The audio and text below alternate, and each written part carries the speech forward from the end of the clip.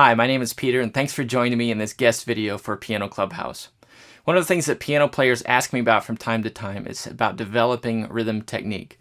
So in this video, I want to give you 10 quick tips for how to develop steady rhythm and tempo, as well as generating some ideas for interesting rhythms to play.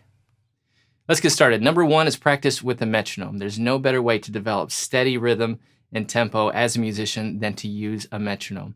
Now, if you don't have a metronome, you can find one possibly in your keyboard, on your smartphone, or you can definitely search online just search for online metronome and you'll find several good options. Here's an example of me playing something pretty technical with a metronome.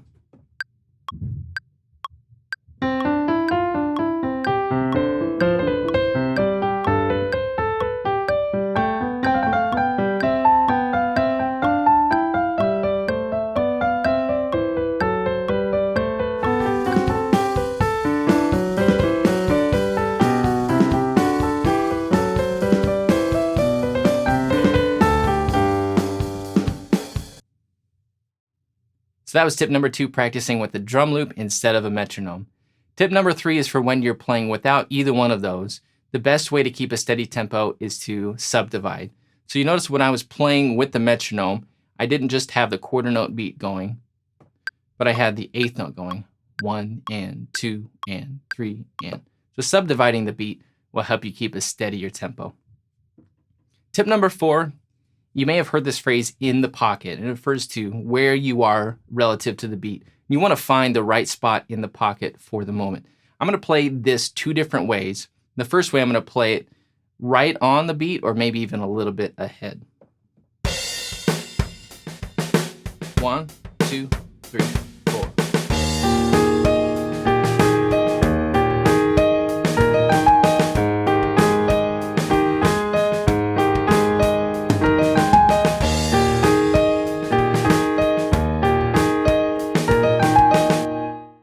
Okay, so that was ahead or even with the beat. Now I'm going to lay it back just a little bit and play it just a little bit behind the beat. Let's hear what this sounds like. 2, 3, 4.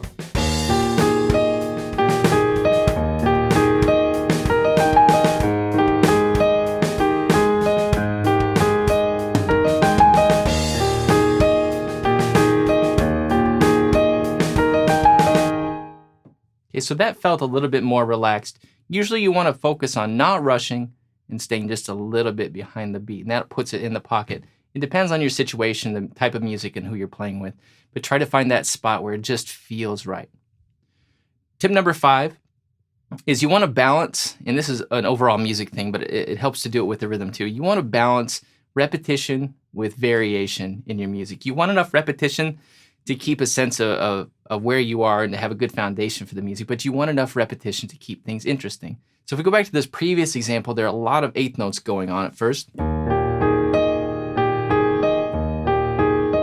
So we have our pattern set up, we have a lot of repetition, we have a good foundation for what's going on, but then these 16th notes offer a little bit of variation, they keep things a little bit more interesting. So use your rhythm and the types of notes that you're using, not just eighth notes, not just 16th notes, not just quarter notes, but mix them up to give that balance between repetition and variation. Tip number 6 is utilize something called syncopation. And basically syncopation is putting emphasized notes anywhere in a weak part of the measure. There are 2 basic forms of syncopation. The first one is eighth note syncopation. If you do an eighth note syncopation, you're gonna have emphasized notes in between beats on the and. 1 and 2 and 3 and 4 and 1 and 2 and 3 and 4 and. And then there's 16th note subdivision, which is 1 E and a 2 E and a 3 E and a. You're going to have emphasized notes landing on the E or the as 1 E, 2 1, 2, 3, right? Okay, so that's the idea there. I'm going to play an example of something with a lot of eighth note syncopation where almost every note is falling in between a beat. 1, 2, 3, 4.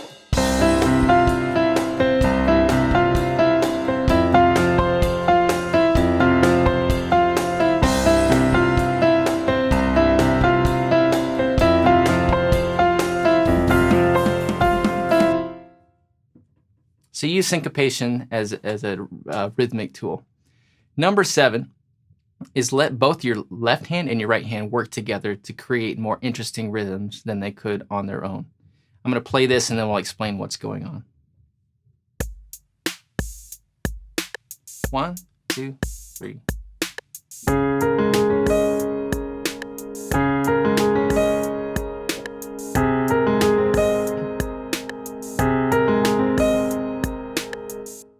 Okay, so this left hand rhythm on its own sounds kind of strange.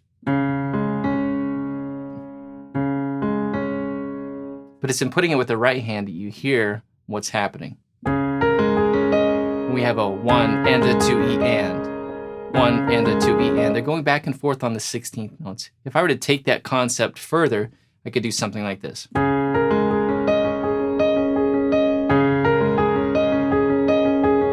So they're just alternating. Both hands are playing off of each other. So use your left hand and right hand together. That's the advantage that we have as piano players, that we can do that and create more interesting rhythms that way. Tip number 8 is one of my favorite rhythmic techniques, and it's called hemiola. What a hemiola is it's a 3-beat pattern set against a 2 or a 4-beat pattern or structure. So here in this example that has 4 beats per measure, I'm going to play a 3-beat pattern. And so when it comes around again, when it repeats, it's going to happen at a different point each time in the measure. Let me play this for you.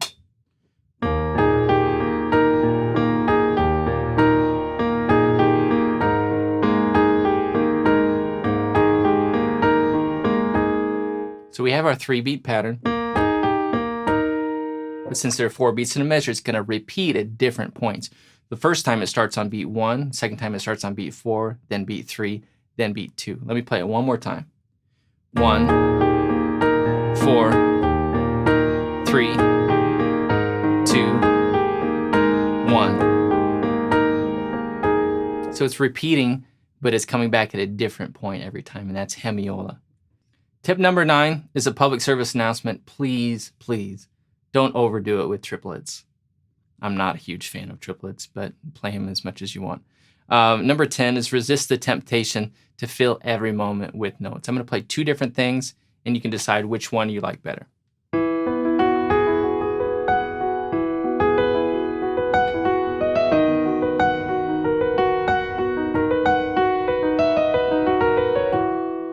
Here's the second way.